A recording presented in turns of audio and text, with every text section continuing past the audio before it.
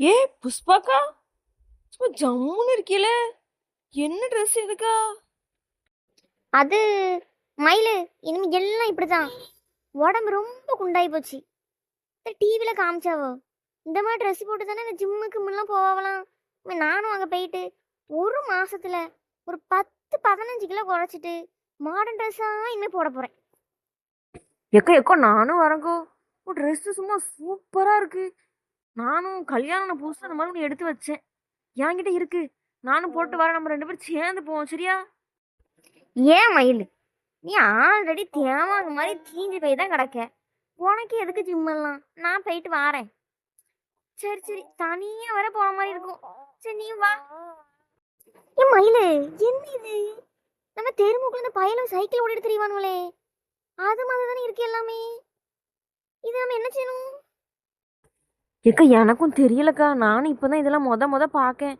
அங்கே ஒரு அண்ணன் இருக்காவோ, அந்த அண்ணா கிட்ட கேட்போம். ஹலோ மேடம், சொல்லுங்க உங்களுக்கு என்ன வேணும்? ரொம்ப நேரமா இங்கேயே பார்த்துட்டே இருக்கீங்க.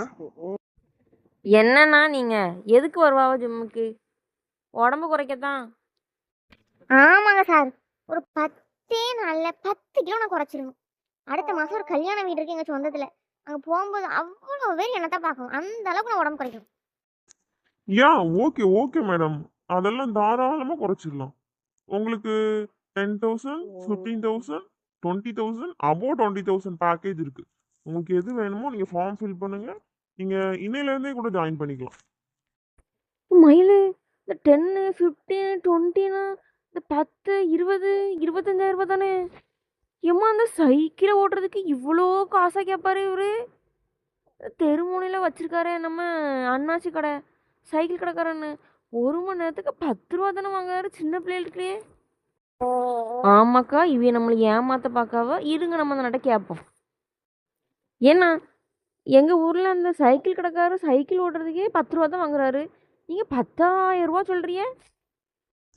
ஏமா, நீ சைக்கிள் ஓட்டுறதுக்கு வந்திருக்கியா இல்ல உடம்பு குறைக்கிறது ஜிம்முக்கு வந்திருக்கியா? 10 ரூபா சொல்லாங்களா? 10 ரூபா எங்க இருந்துமா வாரிய நீங்களாம்? ஐயா ஐயா, என்ன கோவப்படாதேனா கொஞ்சம் கூட குறைச்சி ஒரு 400 ரூபா 500 ரூபாய்க்கு இருந்தா சொல்லுங்கண்ணா.